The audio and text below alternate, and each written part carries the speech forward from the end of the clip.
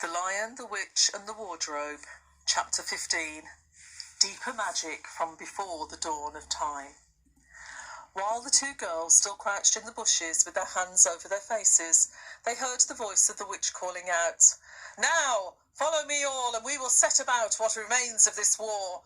It will not take us long to crush the human vermin and the traitors now that the great fool, the great cat, lies dead." At this moment, the children were, for a few seconds, in very great danger. For with wild cries and a noise of skirling pipes and shrill horns blowing, the whole of that vile rabble came sweeping off the hilltop and down the slope right past their hiding place. They felt the spectres go by them like a cold wind, and they felt the ground shake beneath them under the galloping feet of the Minotaurs. And overhead there went a flurry of foul wings and a blackness of vultures and giant bats.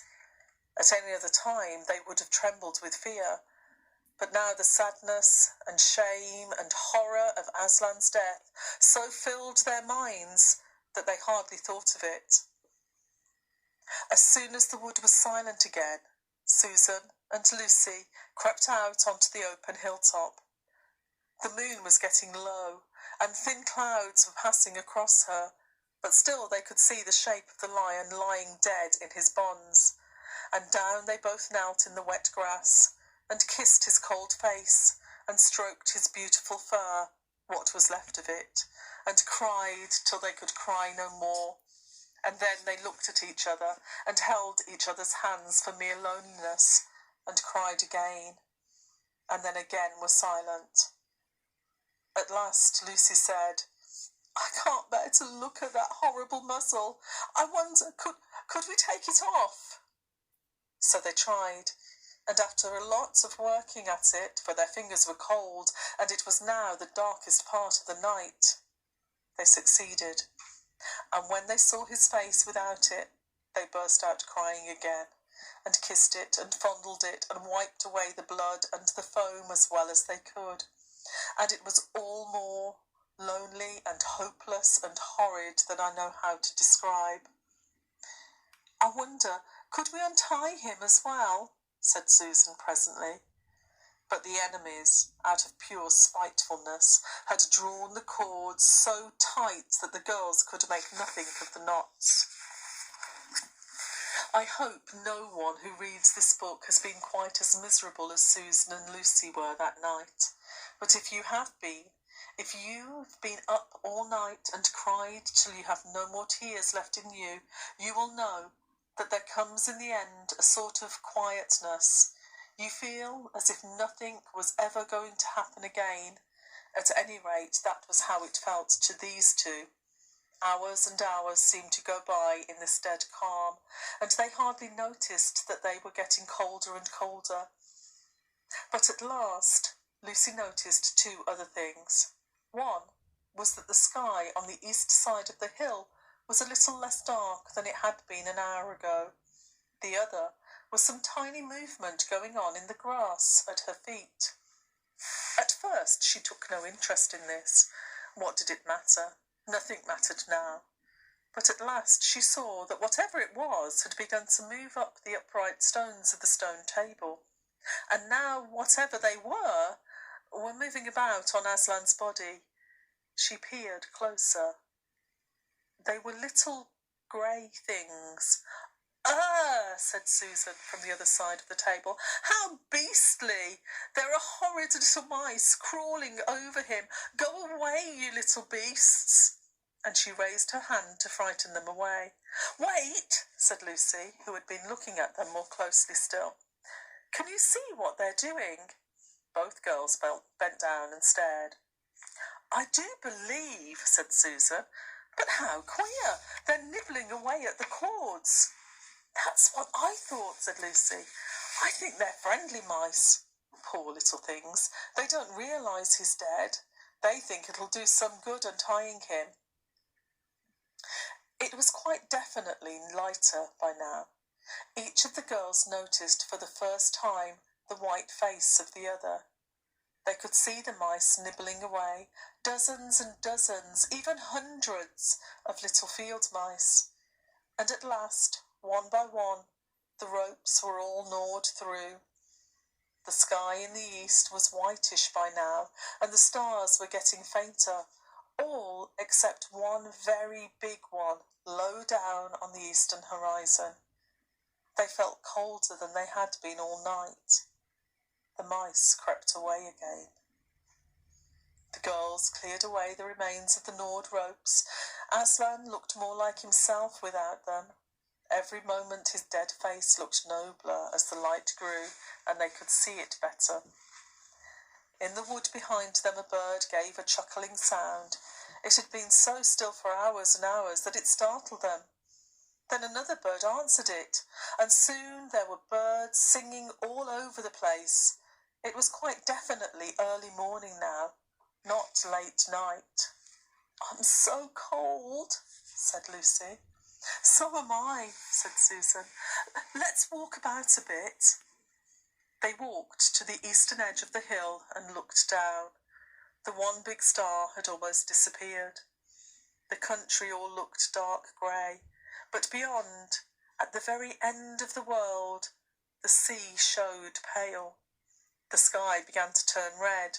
They walked to and fro more times than they could count between the dead Aslan and the eastern ridge, trying to keep warm.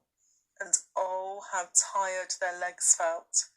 Then at last, as they stood for a moment looking out towards the sea and Cair Paravel, which they could now just make out, the red turned to gold along the line where the sea and the sky met, and very slowly up came the edge of the sun. At that moment, they heard from behind them a loud noise, a great cracking, deafening noise, as if a giant had broken a giant's plate. "What's that?" said Lucy, clutching Susan's arm. "I feel afraid to turn around," said Susan. "Something awful is happening." "They're doing something worse to him," said Lucy. "Come on." And she turned, pulling Susan round with her. The rising of the sun had made everything look so different. All colours and shadows were changed, that for a moment they didn't see the important thing. Then they did. The stone table was broken into two pieces by a great crack that ran down it from end to end. And there was no Aslan. Oh, cried the two girls, rushing back to the table. "Oh, it's too bad," sobbed Lucy. "They might have left the body alone." "Who's done it?" cried Susan. "What does it mean? Is it magic?" "Yes," said a great voice behind their backs. "It is more magic." They looked round. There, shining in the sunrise, larger than they had ever seen him before, shaking his mane, for it had apparently grown again, stood Aslan himself. "Oh, Aslan!" cried both the children, staring up at him almost as much frightened as they were glad. "Aren't you dead then, dear Aslan?" said Lucy. "Not now," said Aslan. You're not a..." asked Susan in a shaky voice. She couldn't bring herself to say the word ghost.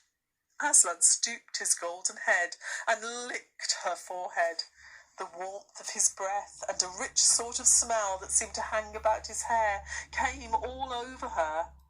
"Do I look it?" he said. "Oh, you're real! Oh, Aslan!"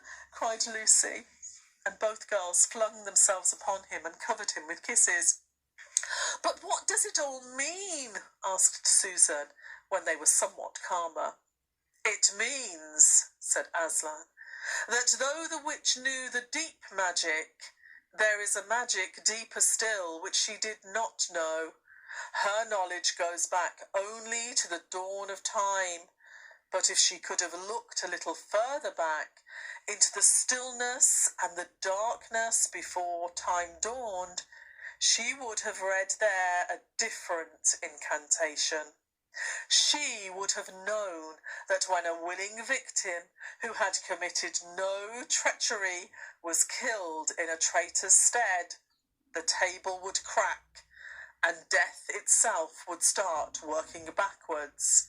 And now, oh yes, now, said Lucy, jumping up and clapping her hands. Oh, children, said the lion, I feel my strength coming back to me. Oh, children, catch me if you can. He stood for a second, his eyes very bright, his limbs quivering, lashing himself with his tail.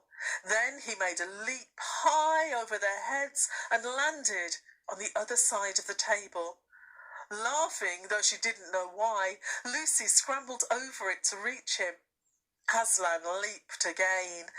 A mad chase began. Round and round the hilltop he led them, now hopelessly out of their reach, now letting them almost catch his tail, now diving between them, now tossing them in the air with his huge and beautifully velveted paws and catching them again, and now stopping unexpectedly, so that all three of them rolled over together in a happy, laughing heap of fur and arms and legs.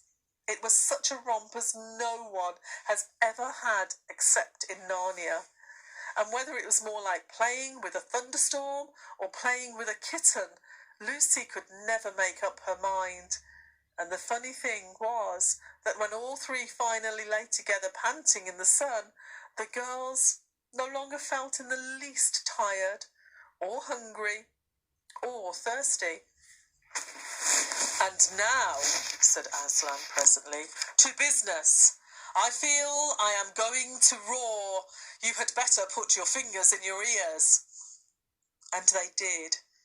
And Aslan stood up, and when he opened his mouth to roar, his face became so terrible that they did not dare to look at it. And they saw all the trees in front of him bend before the blast of his roaring, as grass bends in a meadow before the wind. Then he said, We have a long journey to go. You must ride on me. And he crouched down, and the children climbed onto his warm golden back, and Susan sat first, holding on tightly to his mane, and Lucy sat behind, holding on tightly to Susan. And with a great heave he rose underneath them, and then shot off faster than any horse could go, downhill and into the thick of the forest. That ride was perhaps the most wonderful thing that happened to them in Narnia. Have you ever had a gallop on a horse?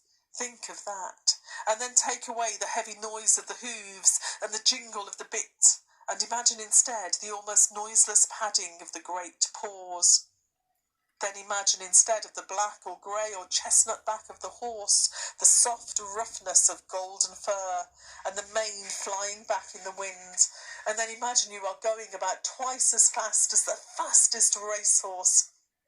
But this is a mount that doesn't need to be guided and never grows tired. He rushes on and on, never missing his footing, never hesitating, threading his way with perfect skill between tree trunks, jumping over bush and briar and the smaller streams, wading the larger and swimming the largest of all. And you are riding not on a road, nor in a park, nor even on the downs, but right across Narnia, in spring, down solemn avenues of beech and across sunny glades of oak, through wild orchards of snow-white cherry trees, past roaring waterfalls and mossy rocks and echoing caverns, up windy slopes alight with gorse bushes, and across the shoulders of heathery mountains, and along giddy ridges, and down, down, down again into wild valleys, and out into acres of blue flowers. It was nearly midday when they found themselves looking down a steep hillside at a castle. A little toy castle it looked from where they stood, which seemed to be all pointed towers. But the lion was rushing down at such a speed that it grew larger every moment, and before they had time even to ask themselves what it was, they were already on a level with it. And now it no longer looked like a toy castle, but rose frowning in front of them. No face looked over the battlements, and the gates were fast shut. And Aslan, not at all slacking his pace, rushed straight as a bullet towards it. "The witch is home!" he cried. "Now, children, hold tight!" Next moment the whole world seemed to turn upside down, and the children felt as if they had left their insides behind them, for the lion had gathered himself together for a greater leap than any he had yet made, and jumped, or you may call it flying rather than jumping, right over the castle wall. The two girls, breathless but unhurt, found themselves tumbling off his back in the middle of a wide stone courtyard full of statues.